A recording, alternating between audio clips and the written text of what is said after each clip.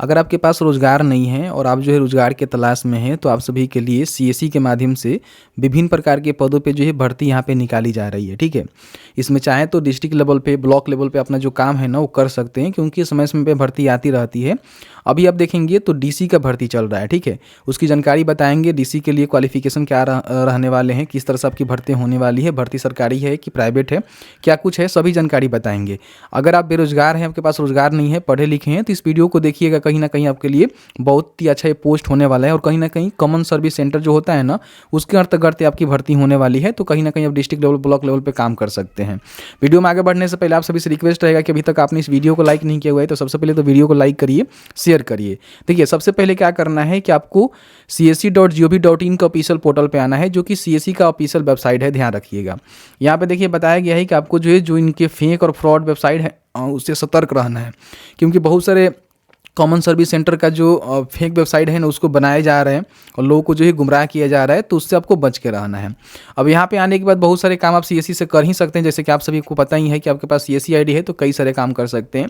यहाँ पे एक जो है कैरियर का बटन आपको देखने को मिलेगा।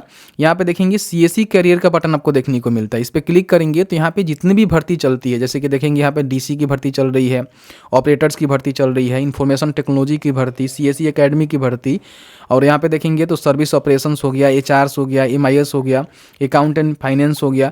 तो इस तरह से यहाँ पे भर्ती चलती रहती है। ठीक है, जैसे कि देखिए यहाँ पे ऑपरेटर की हम बात करें तो ऑपरेटर का भी भर्ती कई बार चलती रहती है। देखिए यहाँ पे 11 नवंबर तक इसका लास्ट डेट था, जो कि खत्म हो चुका है। मतलब आती रहती है भर्ती, लेकिन यहाँ पे देखेंगे तो सारे यहाँ पे डेट खत्म हो चुके हैं। मतलब 11 नवंबर तक ही सारे पोस्ट को भर लिए गए हैं। इससे पहले हमने वीडियो बनाकर आपको बताया था। ठीक है, तो इसमें क्या होता है कि जैसे कि मान लीजिए अलग अलग स्टेट की भर्ती आती है और यहाँ पे आने के बाद जो है 12वीं पास होते हैं तो अप्लाई कर सकते हैं, और साथ ही साथ आपके पास आधार सुपरवाइजर सर्टिफिकेट होनी चाहिए। तो इसके लिए मैंने वीडियो बनाया था, वो बिहार के लिए भी भर्ती आया था। लेकिन अभी जो भर्ती यहाँ पे निकल के आ रहा है ना, ये डीसी के लिए निकल के आ रहा है, यानी कि डिस्ट्रिक्ट कोऑर्डिनेटर के लिए भर्ती निकल के आ रहा है। ठीक है, अब इस पर क्लिक करेंगे तो फिलहाल देखेंगे तो यहाँ पे स्टेट का नाम देखने को मिलेगा, पोजीशन का नेम देखने को मिलेगा, और लास्ट डेट क्या है ये भी आपको देखने को मिलेगा। सबसे पहले डीसी के लिए जो डिस्ट्रिक्ट कोऑर्डिनेटर है, मतलब कि आपको डिस्ट्रिक्ट में काम करना होगा, इसके लिए क्वालिफिकेशन क्या है वो समझाते हैं, फिर बताएंगे कैसे अप्लाई करना है। जैसे कि मान लीजिए हम किसी एक स्टेट का खोल लेते हैं, तो यहाँ पे देखिए कौन कौन से जगह पे भर्ती है, इसकी जानकारी यहाँ पे देखने को मिलेगा।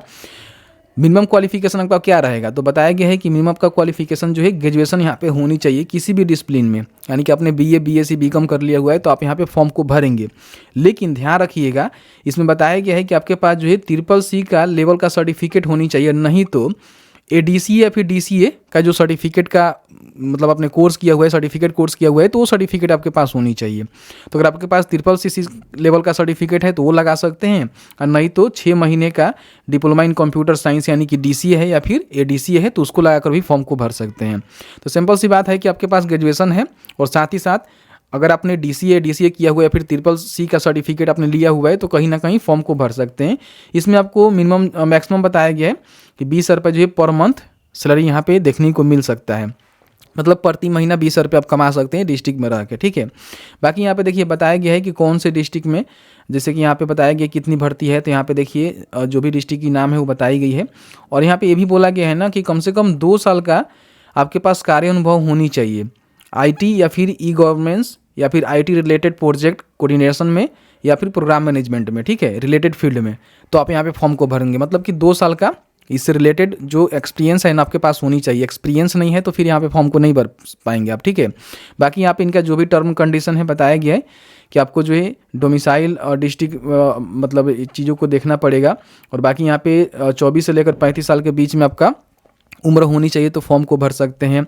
बाकी इसका लास्ट डेट जो है 1 दिसंबर 2025 तक रखे गए हैं, इससे पहले अपना फॉर्म को भर लेना है।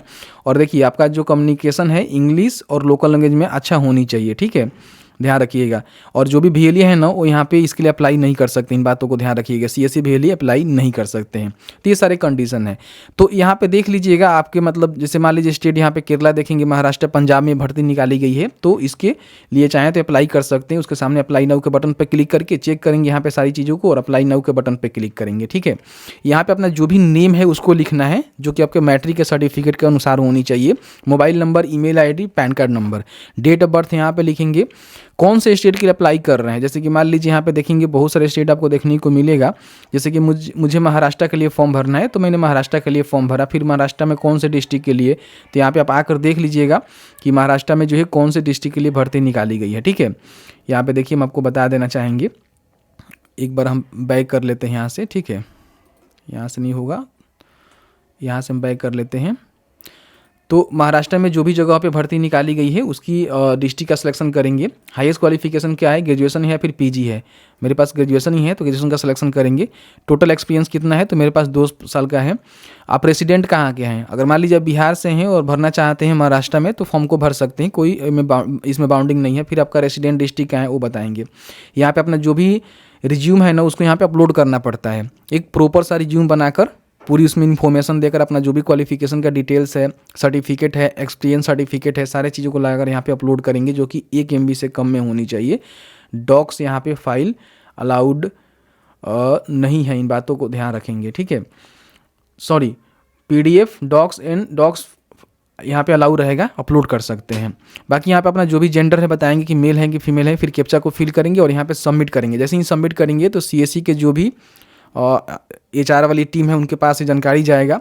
फिर आपसे संपर्क किया जाएगा, आपका इंटरव्यू वगैरह वगैरह जो भी चीज़ें हैं उसको कराए जाएंगे और उसी के बिहाफ पे आपकी भर्ती होगी। ध्यान रखेंगे पैसे किसी को नहीं देना है। कई बार जो है पैसे की डिमांड कर दी जाती है या फिर कोई और डेटा लेकर आपके पास फ़ोन करके जो है स्कैम करने की कोशिश करता है, तो इन सब चीज़ों से बचना है आपको। ठीक है, तो इस तरह से CSE के माध्यम से जो भर्ती निकाली जाती है वो चेक भी कर सकते हैं और साथ ही साथ यहाँ पे एलिजिबल है तो अप्लाई भी कर सकते हैं। यहाँ पे चेक करते रहिएगा, बहुत सारी भर्ती यहाँ पे आती रहती है। जैसे कि यहाँ पे सर्विस ऑपरेशंस में देखेंगे तो अभी भर्ती यहाँ पे जैसे पहले आई हुई थी, अभी तो नहीं आई हुई है। तो इस तरह से आप चेक कर सकते हैं, अप्लाई कर सकते हैं। ऐसी इन्फॉर्मेटिव वीडियो देखने के लिए अभी तक आपने फॉलो नहीं किया हुआ तो सबसे पहले तो फॉलो कर लीजिए, इस वीडियो को शेयर जरूर कर दीजिए।